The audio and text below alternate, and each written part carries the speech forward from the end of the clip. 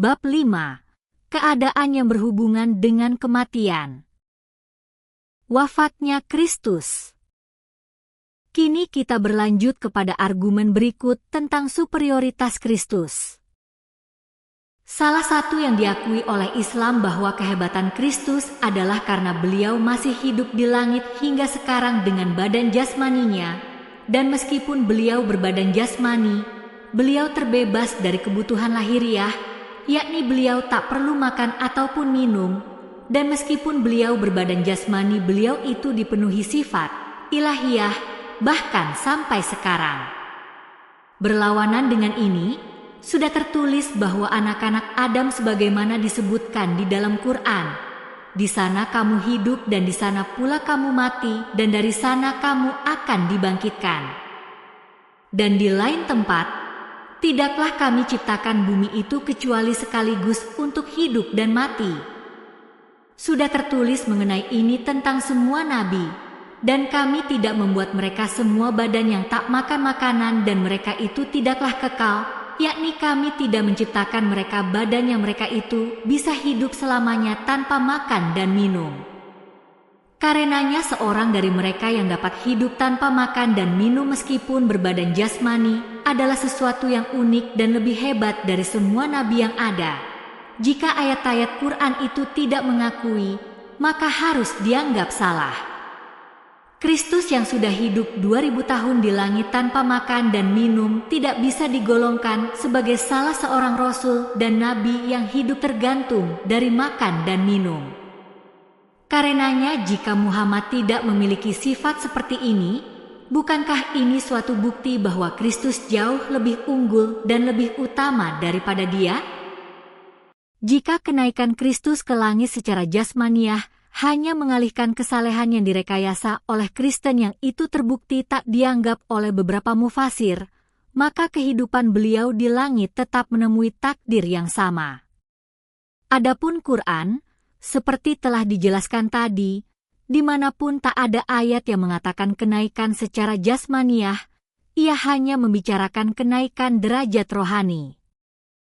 Penulis yang tulisannya dikutip di atas, sadar terhadap fakta bahwa Quran suci sedikit pun tidak membuktikan bahwa Yesus hidup di langit, dan karenanya ia berlindung di balik kata-kata yang ia sebut pengakuan Islam. Kini untuk menyebut pengakuan Islam yang dipercayai oleh sebagian kaum muslimin, bahkan meskipun itu dipercayai oleh mayoritas muslim, ia tetap salah arti. Tidak ada yang bisa dikatakan diakui oleh Islam jika tidak diakui oleh Quran suci maupun dibenarkan oleh sabda Nabi suci. Tapi sudah menjadi bukti bahwa baik Quran maupun himpunan hadis-hadis tak berisi satu kata pun tentang Yesus hidup di langit, dan di antara kaum muslimin masih banyak orang yang memegang keyakinan bahwa Yesus Kristus telah wafat. Orang yang ternama seperti Imam Malik, salah seorang dari 4 imam yang dikenal oleh Ahlu Sunnah, boleh disebutkan di sini. Kitab Majmul Bihar, salah satu kitab kamus hadis, mengatakan dengan kata-kata yang jelas ketika membicarakan arti kata hakam, dan Malik berkata bahwa dia, yakni Yesus Kristus, telah wafat. Begitu pula kitab Ikmalul Muklam, tafsir kitab Sahih Muslim, mengakui bahwa ditulis di dalam kitab Utabiyah bahwa Imam Malik percaya terhadap wafatnya Yesus Kristus. Sudah saya katakan bahwa Quran suci tidak berisi satu kata pun yang menunjukkan bahwa Kristus hidup di langit. Di pihak lain, jelas sekali dikatakan mengenai kematiannya. Ayat-ayat berikut ini tidak bisa lain membuktikan.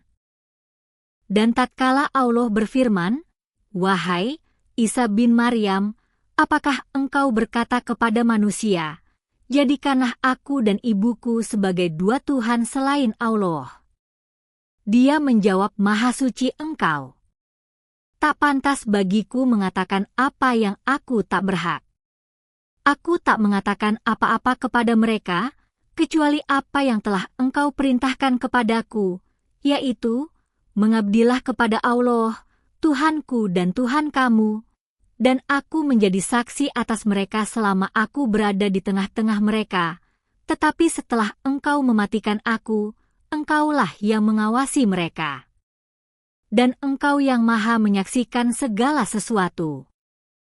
Quran Suci, Surat 5, ayat 116 hingga 117. Bunyi ayat di atas ini jelas sekali membuktikan bahwa ajaran Yesus Kristus tidak dirusak hingga beliau wafat. Kata-kata setelah engkau mematikan aku, begitu jelas yang tak perlu ditafsirkan yang bukan-bukan. Kata tawafa yang digunakan di sini menunjukkan menyebabkan mati, dan ini termasuk tafsirnya Ibnu Abbas sebagaimana dicatat di dalam kitab Bukhari. Tak bisa diragukan sedikit pun di sini, pandangan jelas berikutnya dikemukakan oleh satu hadis riwayat Bukhari. Menurutnya Nabi Suci biasa menggunakan kata-kata tersebut mengenai beliau sendiri yang di sini dimasukkan telah dikatakan oleh Yesus. Beliau diriwayatkan bersabda, lihat bab komentar pembukaan surat Ali, Imran, tafsir Quran Suci oleh Maulana Muhammad Ali, catatan kaki nomor 1 bahwa beliau menggambarkan hari pembalasan bagi orang-orang tertentu yang suka melawan ajaran beliau, dan dalam hal itu beliau mengatakan, apa yang dikatakan orang tulus itu, yakni Yesus, saya menjadi saksi bagi mereka sepanjang saya bersama mereka, tetapi ketika engkau mematikan aku, engkaulah yang mengawasi mereka. Hadis ini adalah bukti tuntas lain bahwa di satu keadaan setelah kematian Yesus, dan lainnya lagi setelah Nabi Suci Muhammad, bahwa ada di antara para pengikutnya yang suka melawan ajaran mereka. Juga menurut Injil sendiri dikatakan, sementara aku bersama mereka di dunia, aku memelihara mereka dalam namamu. Kitab Yohanes, pasal 17, ayat 12. Ada lagi beberapa hadis yang mengatakan jelas sekali tentang wafatnya Yesus Kristus. Menurut salah satu hadis itu, Nabi Suci diriwayatkan bersabda, seandainya Musa dan Isa masih hidup, tidak ada yang akan berguna bagi mereka selain mengikutiku. Menurut hadis lainnya lagi, kita masih diberitahu bahwa Yesus hidup mencapai usia 120 tahun. Dengan bukti yang jelas di hadapan kita ini, salah sekali untuk mengatakan bahwa Quran Suci dan Sabda Nabi Suci menyebut-nyebut Yesus masih hidup di langit, dengan dasar ramalan yang sederhana sehubungan dengan kemunculannya kembali, harus ditafsirkan dengan pengertian yang sama seperti ramalan munculnya kembali Elia yang harus ditafsirkan tidak kurang benarnya seperti Yesus Kristus, yaitu perlu muncul, bukan orang yang bernama itu, tapi orang lain yang pasti muncul dalam arti rohani dan kekuasaannya, tapi untuk membahas ini nanti akan diterangkan lebih lanjut. Jika ada kesimpulan bahwa Yesus masih hidup diambil dari kata-kata, dan mereka tidaklah membunuhnya, dan tidak pula mereka mematikannya di kayu salib, Quran Suci, Surat 4, ayat 157, itu hanya kesimpulan yang bertentangan dengan akal sehat. Jika ini dihubungkan dengan orang yang hidup 2000 tahun yang silam bahwa ia tak dibunuh dan tidak menemui ajalnya di atas kayu palang salib, adakah seseorang di dunia ini yang menarik kesimpulan ini bahwa ia masih hidup? Bisa dipertanyakan, lalu apa yang dikatakan Quran tentang perkara yang menimpa dia? Jawaban terhadap ini sudah diberikan. Kitab suci itu telah menjelaskannya di dalam kata-kata yang begitu terang bahwa Tuhan telah mematikan dia dengan kematian alami. Dan di sini setelah tidak mematikannya di atas tiang kayu salib atau dengan membunuhnya, begitu dikatakan, tapi perkara itu membuat ragu mereka, atau kata-kata yang sama ini bisa ditafsirkan, tapi dia diserupakan, seperti mati di tiang kayu salib, kepada mereka. Kedua penafsiran itu sama saja artinya, yakni, bahwa para musuh beliau mengira bahwa mereka telah mematikannya di atas kayu palang salib, sementara beliau kelihatan benar-benar telah kehilangan nyawanya. Dan bila kita membaca Injil bisa kita dapati bukti yang panjang lebar terhadap benarnya keterangan ini. Nampak jelas dari keterangan Injil bahwa Yesus selamat hidup-hidup dari usaha pembunuhan pada kayu palang salib, dan walaupun beliau telah dirawat layaknya seorang yang telah meninggal dunia, namun ada sesuatu yang membuat orang-orang menjadi ragu tentang kematiannya. Tak pernah serius diperdebatkan bahwa Yesus berada di atas kayu palang salib dalam tempo yang sangat pendek, maka sungguh dalam tempo yang amat pendek itu tak mungkin orang yang dibunuh melalui cara penyaliban itu akan segera mati. Ajal seseorang dengan cara penyaliban seperti itu akan lamban sekali datangnya. Bukti berikut ini kita dapati bahwa dua orang yang disalib bersama Yesus masih tetap hidup ketika diturunkan. Kedua, dengan mematahkan kedua kaki dua orang yang diturunkan itu bisa memperpendek ajal mereka, tapi tidak demikian dengan kasus Yesus. Kitab Yohanes, pasal 19, ayat 31 hingga 33. Ketiga, lambung Yesus ditombak, darah memancar keluar, ini meyakinkan bahwa beliau masih hidup. Kitab Yohanes, pasal 19, ayat 34. Keempat, ketika Pilatus diberitahu bahwa beliau sudah wafat, Pilatus tidak percaya. Kitab Markus, pasal 15, ayat 44. Kelima, Yesus tidak dikuburkan seperti orang pada umumnya tetapi diserahkan kepada salah seorang pengikutnya yang kaya untuk diurus.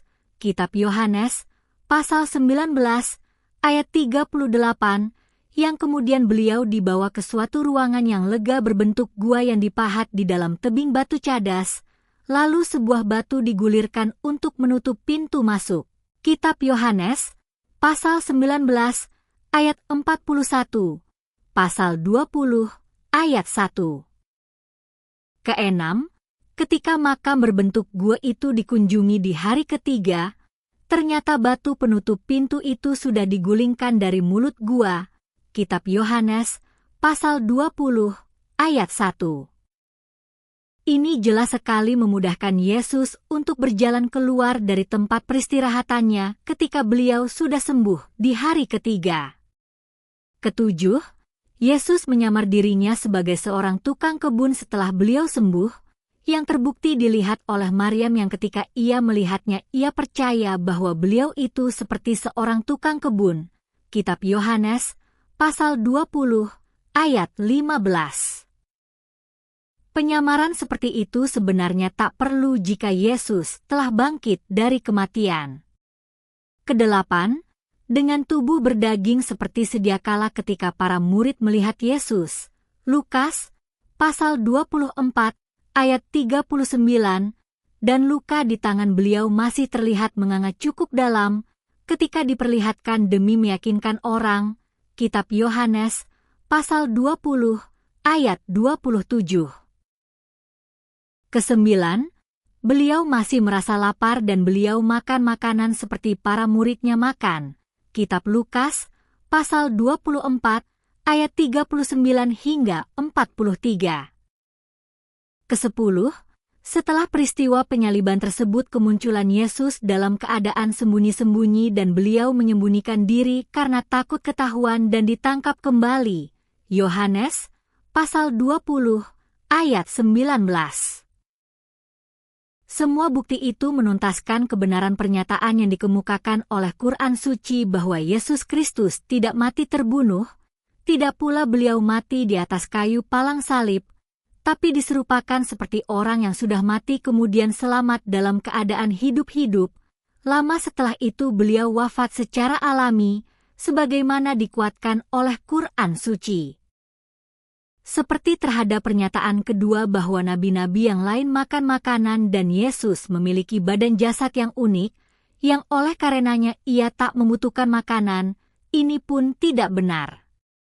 Terbukti, bila ditunjukkan bahwa beliau wafat secara alami, semua pernyataan yang berdasarkan duga-dugaan mengenai kehidupan beliau, otomatis rontok gugur ke bumi.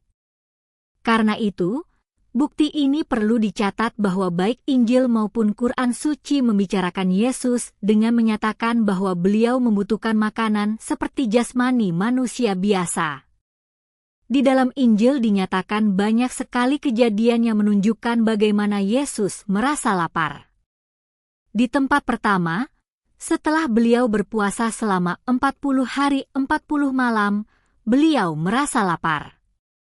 Kitab Matius, pasal 4, ayat 2. Dengan penjelasan Injil yang begitu terang, ternyata cuma usaha akal bulus orang bodoh saja untuk berdalil bahwa Yesus memiliki jasmani yang unik yang tidak membutuhkan makanan.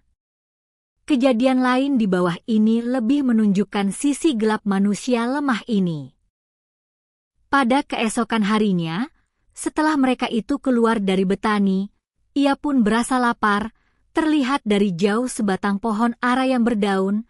Pergilah ia melihat kalau boleh dapat sesuatu. Ketika ia datang ke situ, ia tak menemukan apa-apa kecuali daun, karena pohon ara itu belum berbuah. Dan Yesus menjawab dan berkata kepadanya, "Tak ada orang yang akan makan buahmu sejak sekarang untuk selamanya." Kitab Markus, pasal 11, ayat 12 hingga 14. Melaknat sebatang pohon karena tidak memberikan buahnya karena ketika itu belum waktunya musim berbuah, maka sangat aneh sekali orang yang berakal sehat seperti beliau itu dapat berbuat begitu. Dan jika ada jawaban terhadap laknat tersebut, Tuhan juga terbukti berat sebelah kepada Yesus hingga dia membuat pohon ara itu menjadi layu begitu rupa setelahnya, tentu ini lebih aneh lagi. Bisakah dikatakan perbuatan Yesus seperti itu istimewa?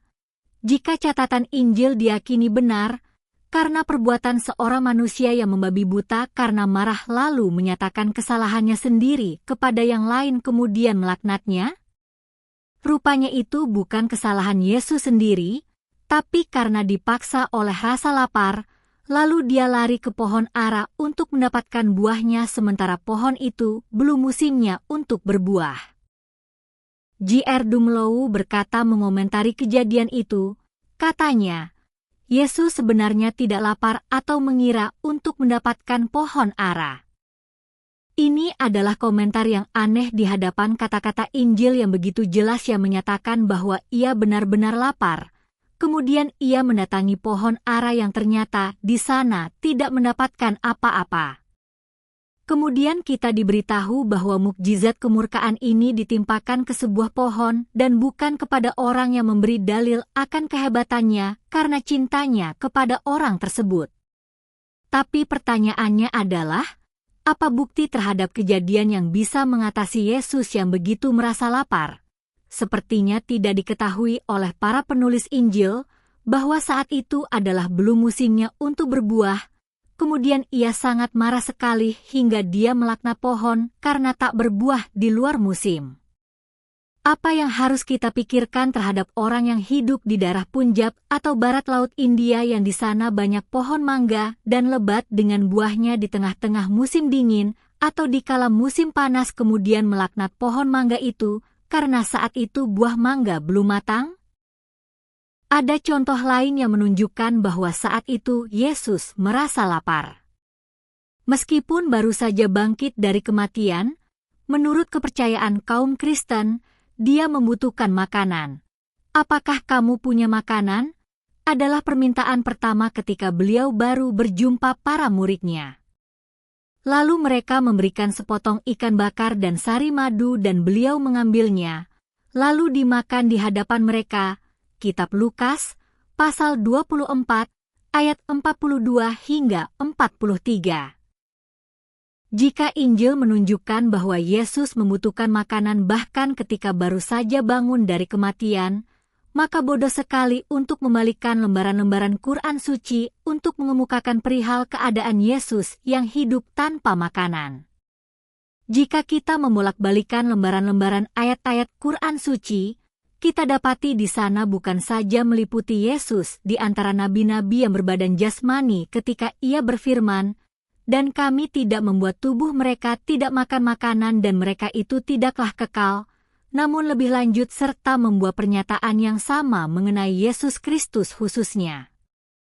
Ia berfirman, Al-Masih, putra Maryam, tiada lain kecuali seorang rasul, para rasul sebelum dia sungguh telah mati, dan ibunya adalah seorang perempuan tulus, mereka biasa makan makanan. Quran Suci, Surat 5, ayat 75. Mengapa Yesus itu khusus dikatakan memiliki badan jasmani yang tidak bisa hidup tanpa makanan bila pernyataan umum telah dibuat? Jawaban saya adalah untuk melenyapkan orang-orang yang mencoba-coba membuat Yesus sebagai pengecualian. Namun ada yang lebih dari itu.